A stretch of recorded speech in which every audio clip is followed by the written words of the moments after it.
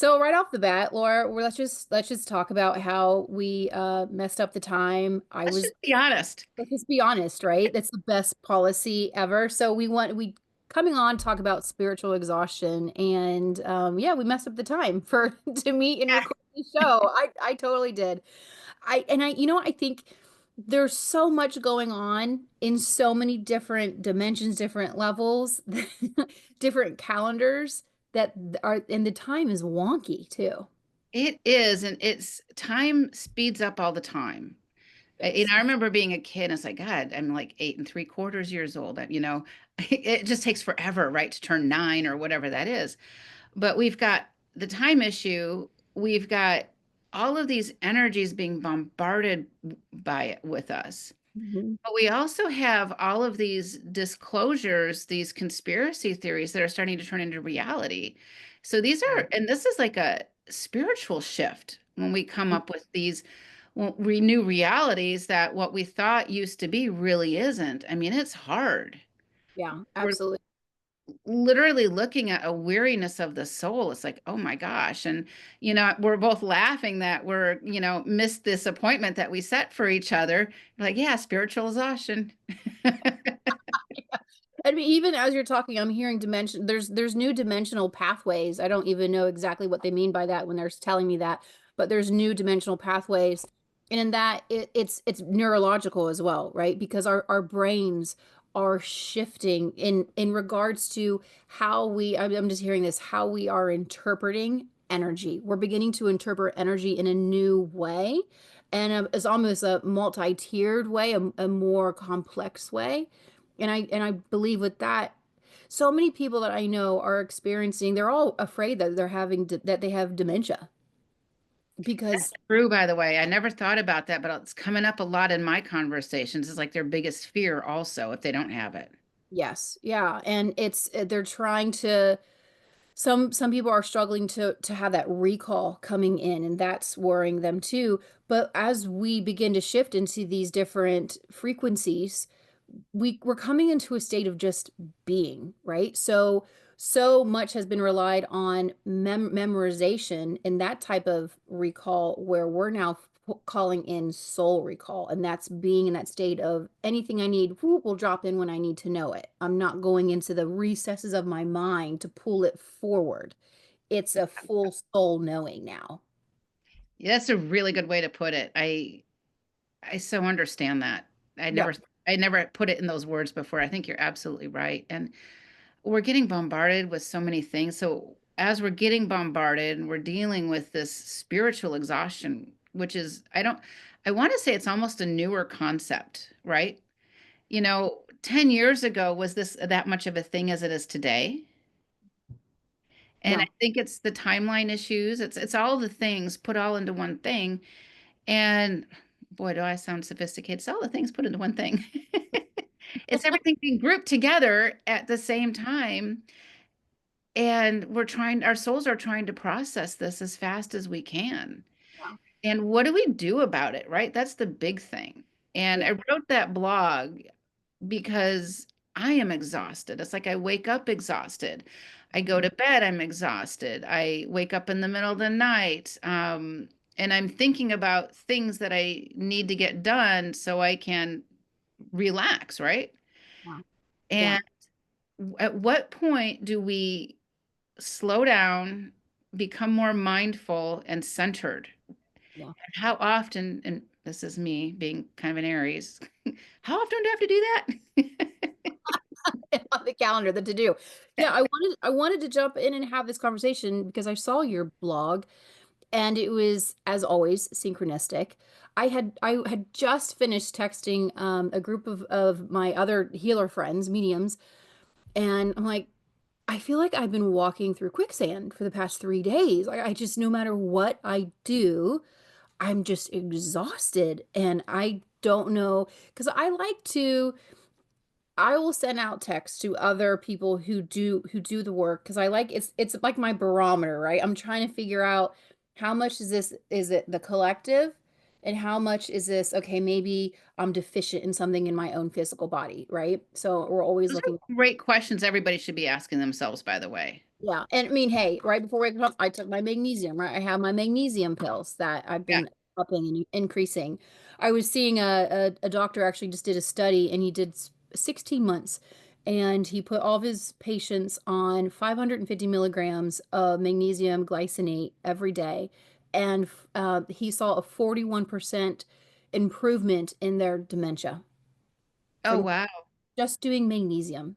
And there's so much, and I think part of this is there, it's the spiritual exhaustion, and then there's the physical exhaustion, because the things that our grandparents, our ancestors, that they just naturally occurred in their foods. The magnesium was there, the iodine was there. I mean, all of us are iodine deficient because they've just stripped our soil. All of these things have been stripped out. So we're just naturally not getting those in our diets daily that our grandparents used to have.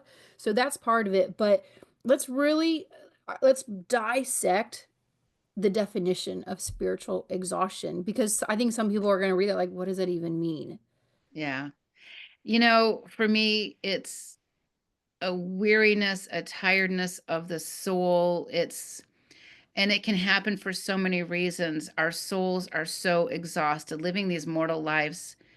It's Mhm. never easy, but in these days and times, I think that we're at the precipice of so much, and we have to keep moving forward because what's on the other side of this can be so amazing, but we have to keep at it. Unfortunately, there's no vacations in a war, right? That's And it's correct. kind of like what we're dealing with. And we're dealing with a lot of, I'm going to call it combative energies and entities also that we may not see or sense, but we're feeling something. We don't know what that something is. It's pushing us down. It's giving us brain fog. It's all the things. And, clearing ourselves and checking ourselves. And, I don't know what it's like in your part of the world, but in my part of the world, a sunny day now has a haze over the sky permanently. The sun looks white instead of bright yellow now. And is Yeah. that because of certain things in the skies? And how does that affect us? And so the best we can do is learn how to support the physical bodies Mhm. as best as we can. Like you're talking about magnesium. Mhm. Zeolite can be also a really nice complement too to support the body. I recommend honestly, people, if you can afford it and you can find a good one, a good naturopath, a good acupuncturist, even a good chiropractor. I love chiropractors because they're not bound by certain laws and regulations, so they can kind of branch out to what you need the best. I remember my chiropractor was telling me because I had the sinus infection, and Mhm. he's like, "Well, do you use methylene blue?" And I'm like, "Yeah." He's like, "Okay, so put it in a Navage pot, 1 drop of methylene blue. Say, first of all, put Vaseline all over your nose and lips so you don't turn blue. Like you don't want to look like a Smurf. Words, not mine. And use that in the Navage pot, 1 drop of methylene blue in that Navage pot to clean out the sinuses. And so this is a chiropractor telling me this. And actually, he says, "Well, this is what I do," right? He's paraphrasing. This is what I do. Um, so there's a lot out there, but when we can find that good health, whole health practitioner, Yeah. it can make a huge difference because these physical bodies are bound by time, space, and gravity.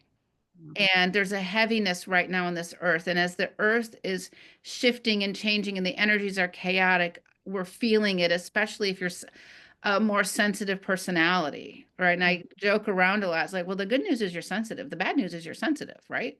It is literally a double-edged sword. Yeah. So look at what you can do to ground your body to heal the body so that way the body is stronger so the soul doesn't have to work as hard in I'm going to call it I don't want to use this word. I want to say a body that's not fully functioning. I don't want to say disabled body because my body's not disabled.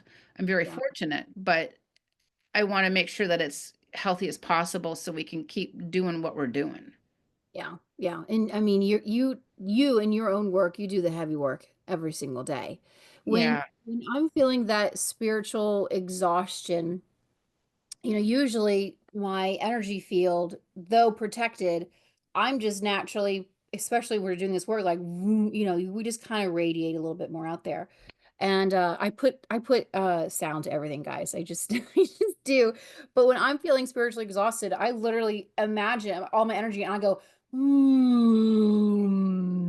I even make that noise and it's just like, okay, we're coming down all the way to ground zero, essentially. And so once I bring everything in, then I begin to it's like when you shut down, like, okay, think of the Apollo 13, right? Okay, let's use this as an analogy. In the Apollo 13 movie, they had to shut every single thing off because they only had just so much energy left. And they went one by one and figured out what was the most vitally important components that needed to be turned back on to do essentially the bare minimum. And so that's what I do. I bring everything to zero. I shut everything down and then I one by one turn on the things that are very necessary. And things that are no longer necessary, I completely remove those from my life until I feel being more restored. So we have the things like, for instance, I have to I have to feed my kids, like, right, you know, like I have to I have to still I get, want Child Protective Services knocking on your door. yeah, no, yeah, like I still have to get up at 7 a.m. every morning to let my dogs out, right? Like it's like those things are, so I can't sleep in past, right? I have to get up. So those are my very necessities where I have to put energy to that. And then once I figured out, okay, this is what I have to do, then we go back into, and Sonia Choquette wrote this in her book, Ask Our Guides. And it was when we figure out the things that power up our individual battery sources within our own body, right? And so that's with our energy field, our soul field, everything. Like, what are the things that help to build you back up? And so then I go back into those tools that I know about and I just do more of those. I'm more kind to, and gentle to myself. So I have enough energy to do the necessities, and then the rest of my time is spent all in building up. So I've been so exhausted. I'll just give you, for instance, when I can get my hands in the dirt and I can work in my flower pots and work out in my yard, that fills my energy up. So I've been doing my flower pots. I went to Home Depot and, you know, got my flowers, and that has helped increase my vitality. It grounds us too, which is helpful. It helps us sink into the earth. I did the same thing. Just doing that yard work. And to me, it's a passion of mine. I love doing yard work. I know it's kind of sick and twisted. I've got a girlfriend who loves to iron. I'm like, are you crazy? Here's some clothes. I know. But for her, it's ironing. For you and me, it's gardening, yard work, and stuff like that. Find what makes you happy, and that it gives you a place to focus all of your energies in that moment of planting, of pulling weeds, of putting mulch or bark down, or whatever those things are. Mhm. And what you're talking about, bringing everything in, I do that too. But I want to give it a little bit of a different spin too, because I think both angles are equally important. When I'm out in public, I have to bring my auric field in. Yeah. So our auric field is our energy around us. It's this force field. So if we think of the Star Trek series, right, when they talk about the shields are at 80%, the shields are, the shields are 80%, and there's a little bit of a wobble on the spaceship, but shields are at 20%, and everybody's like, whoa, and you can see the fake, rolling. And then the critters come in, the dark entity, well, the attack comes, right? So when you can bring your force field in tight, it helps to, when you're out in public, it stops you from bumping auric fields with other people. Mhm. Maybe you've got a drug addict that you're crossing paths with, and he's heavily inhabited or she's heavily inhabited. It stops the commingling of auric fields. So if you can, just visualize yourself bringing it in just tight and thick and just impenetrable. Bring Yeah. in your angels also. I think a lot of times when we're spiritually exhausted, we forget about the one thing that we have all the time are the angels. Bring in your angels, ask them to heal your soul. Um, Another, that's funny because I kind of laughed at my blog guy because he gives me the topics to write about, and he's like, "Hey, write about this one." But one time he said, about a spiritual bath, and I'm like, "Oh, dude, I have no time to take a bath. Are you kidding me?" And I got to write about it, okay? And I kind of gave him a little bit of crap, okay? But after I went to this conference that was so slimy, it's like literally I took an Epsom salt bath with a bunch of things in it, and it was so healing. So I'm Mhm. not discounting the bath thing anymore. Yeah. Well, and and I want to reiterate because I know you guys heard me say that I'm out like this. I needed to caveat I'm only out like this when I'm at home because I'm doing work. I'm But it's the things you're doing, yeah. right? You're Yeah, but stretched so thin. when I go out in public, I absolutely bring everything Yeah, into. and I think both aspects are important. You're talking about downsizing. I'm going to call it the to-do list or the things I'd like to do, which Mhm. is, and I'm talking about this thing, but they have equal importance. Yeah. Yeah. Absolutely. Yeah. And find, when it comes to spiritual exhaustion, we need to also look at things like the Schumann resonance. Last week, there was a lot of whiteouts in there, and these energies do impact us. Just in the past 2 days, we've had two concurrent days where it's been in the 90s. Yeah. It's been more these pillars of solid whiteouts. And when that happens, we're being activated every chakra all the way up, boom, and going out. Yeah. And we have to remember to be kind to ourselves. Mhm. Yeah.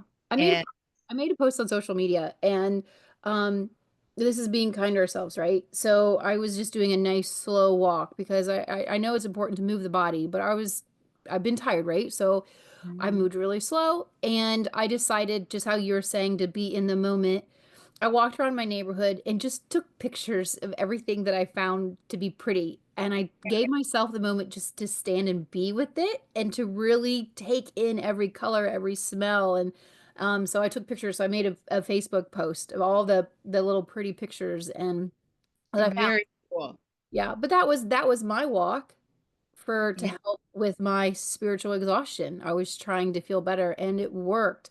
And I love the baths. I have started to incorporate those more often in, and I've always benefited from them. I have always received more insight, actually, Mhm. and start getting messages in, even though the whole point of the bath is to like just be, but it just starts happening. So, Well, you're bringing up a good point about water and how important water is to us. First of all, we're mostly water, but also when we are in the shower, we get our best ideas, right? Or swimming or whatever.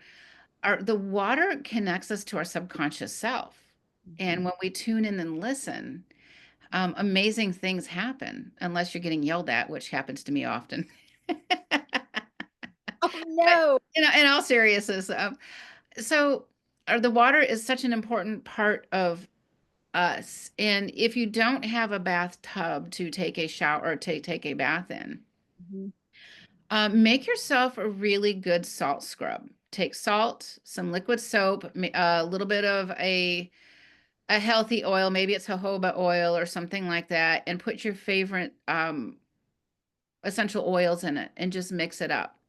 And when you take a shot, put it in a jar. It would probably have to be a glass jar, so you got to be careful because the essential oils will muck up the Plastic. plastic unless it's a special kind of plastic.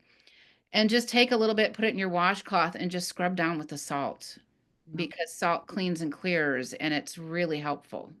Yeah. Not use salt around your eyes or places like that, but be sensible.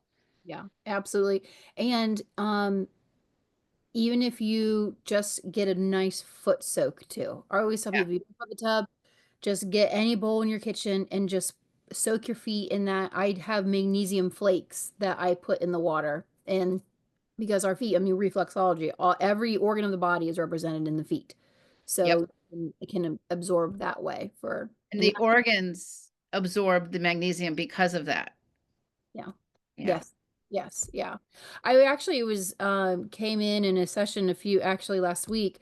They were talking all about all the water in the body and Hmm. how so often when, I as an energy healer and you yourself, we tend to focus on the organs, right? When I go in the organs. And but if we were to focus on all of the water molecules Yeah. around the organs and to send healing into those, the water creates almost the my is it pronounced mycelium? Mycelium, just like with trees, you know how Mhm. it all branches out. if you were just even to focus, just like, let's say I'm going to focus right here, like coming into the water here, that will reach every water molecule in the whole entire body because they're all connected, just like mycelium is. And Yeah. that is, and if we can send in healing around that, it encases the organs, and then the organs will receive healing that way. I that's so true though. Yeah. Yeah, I love that. It is very true. We can also work on healing the mitochondria within the body. Mhm. And this is the same concept because the mitochondria produces the H2O in the body. So, in every cell in the body has mitochondria with it. And Yeah. they were talking about that too. They are Yeah. absolutely talking Okay. about the mitochondria as well. Yeah, I was Yeah, talking with it's the Lumerians. important. Say they, it was Lumerians were coming in and bringing Yeah. all the information in. Yeah. I love good Lemurian conversations. I had a past life there or two that was awesome until it wasn't. Yeah, yeah. All the stories have to end some way. I know, right? Yeah. So I love this conversation, Abby. I love the fact that having a conversation about spiritual exhaustion, not so that we can commiserate, but just share that, we're not alone in this. Because Yes. how do you explain that? I wake up tired, I go to bed tired, I'm always tired. I have no energy. What is this? And it's spiritual exhaustion. Yeah. Especially when especially when the exhaustion is coming in and it's I haven't changed anything in my day to day. I'm still taking, all my supplements, my vitamins. I'm doing everything the same. Why am I all of a sudden exhausted out of nowhere no matter what I do? And it can be frustrating. I get frustrated too with it. And there have been moments in my life where I have just for the spiritual side say, okay, you gotta just leave me alone. Like I just really need to be 3D for a few days, and I don't want any connection anywhere. I'm just gonna be really in my physical body and let me try to work through Yeah. this. And right there is it's key. Yeah. It's key because you're not letting your ego supersede what you're connecting with, right? It's what you need. And you're not afraid that if you disconnect for a little bit that you'll never be able to connect again because those connections will always come back. And I Always. think this is an important aspect that everybody needs to understand is that we can take these moments to just say, you know what, guys upstairs or, higher realm beings, whatever you call them, I need time. I need time to process and Mhm. give me 3 days. Be literal, be exact, just like what you said. Yeah. And in terms of sometimes our friends, they mean well, they really do, but I have more times than not had to remind them that they forget the density here, Mm, and that it's a little bit harder than what they are still existing in, right? Because they still see us as what we were, right? What we are. right. And so sometimes they forget that, okay, I'm in this vessel, and this vessel takes more time. It's like drudging. There is no time in those other dimensions. Correct. That's another aspect of it. These higher realms don't have the time that we have. It just doesn't exist. Because in this earth plane, we need time, space, and gravity. We need these three ingredients to have the physicality. They don't have the physicality in the higher realms. Yeah. And and I get frustrated with them too because like, you know what, guys, come on, get your heads out of your butts and give me some, help me out here, right? Then I'm Yeah. like, oh wait, you don't have butts. Never mind. But yeah, no, I absolutely, it's interesting when you have those two-way conversations back and forth, right? Yeah, yep, yep. It's there's no, I always say there's no, they're like higher beings and better, right? We're all still like having our own experiences. Yes, yes. They're just we're residing in different dimensions, and we have to remember also that right now, every human being on this planet, every animal, every plant is living in mortal time. Yeah. Mortal time is finite. It has a beginning and an end. Mhm. However, we actually exist outside of mortal time, and we exist within cosmic time. Cosmic time is eternal. Mhm. So it's almost like we're inside a bubble, which comes, we're, a nesting thing. So we live in mortal time, but we exist in cosmic time. So the mortal time is finite. It has a beginning and it has an end. And it's a rebirth, a recycle, a reincarnation, whatever we want to call it. But once we leave the finite mortal time and go into cosmic time, universal time, whatever you want to call it, there's it's almost like a freedom. Yeah. And we have to remember that beyond what we're dealing with now in these moments, these are just moments. These are moments of spiritual exhaustion. These are moments of joy. These are moments of all of these elements, but they're moments when they're finished, they go into our Akashic records, right? What our soul's record is, our history is, and then we exist in this cosmic time where these light beings are. Yeah. And that's the beauty of living on the Earth plane. And I feel like also we kind of have the best looking planet. If you look at all the solar systems and the planets, we really got the best looking one over here. I know. No, it's beautiful. Absolutely. It's so funny. I actually had this conversation 2 weeks ago with somebody. Um, and I was telling them I've seen other planets and Gaia is just so beautiful. She's so, so beautiful. She's one of the Edens. And we really need to appreciate her. And I mean, it's just free batteries everywhere when you look outside of her. That's my big Yeah, window, right? I can see all my grand oaks out there. It's just, that's free batteries. Go out there, utilize it. She's there. yeah, yeah. She's there. I was talking to somebody yesterday, actually, yoga instructor. I had went to a yoga class. She goes, about once a week, I have to go out and I just have to sit and touch a tree. Like there's specific trees, and she puts her back up to the tree and just takes in the energy of the tree. Yeah. And nature's healing. Nature is God. Yeah. Nature is source. Yeah. Yeah. I was getting a visual in the shower before we jumped on here. The importance of when you're sitting like crisscross applesauce, right? But they said, and actually it's so interesting because they called it the lotus pose. Because when your feet are facing in, you're going like this. Both your feet are facing inward and they're both actually pointing towards the root and into that sacral. And so it's so important, especially if you're feeling, because I was kind of asking them for some information, some guidance for today, and they said if you're feeling that exhausted, just go outside and sit in that stance while making your feet point inward so everything is staying within the body and you're like pulling up, coming up that spinal fluid, right? So you're connecting in. So usually we go out and you ground from the soles of the feet, but they're like we really want everything to come up into that spinal, right, into that nervous system, and Yeah. keep our feet pointed inward, so it's like just keeping and circulating. It's really holding all the energy that you're pulling in just inside the physical body. That makes so much sense to me. Your guy, I think your guides are right on point with that when it makes so much sense. The spinal column fluid, Mhm. when we can ground our spinal columns to the earth like that, I agree. I never thought about that before. It connects us to the central nervous system, but it also helps the parasympathetic nervous system, that fight or flight stuff. Mhm. I Yeah. love that. Thank you. Thank you, guys. Yeah, I know. Yeah, I came through. And the thing that I love about it too is, well, that's easy. I can go do that. Yeah, absolutely. You know what? And it's free, It's right? It free. doesn't cost anybody any money to go Yep. do. Nope. Go find your space, and it doesn't matter if other people are around. And don't be worried if somebody's looking at you. It doesn't matter. It just doesn't matter No. because a lot of people will live in, cities or high density places. If that's you, you can go out and find nature. There might be other people around you. Don't worry about it. Mm-mm. Just be you. Yeah. That's I was reading a quote, and I think it was somebody in their 80s. They were asking people in their 80s, like, what's the best advice that you could give the younger generations? And the one was stop thinking that people are looking at you, because the older you get, you realize that people were never even thinking about you. Yeah, right.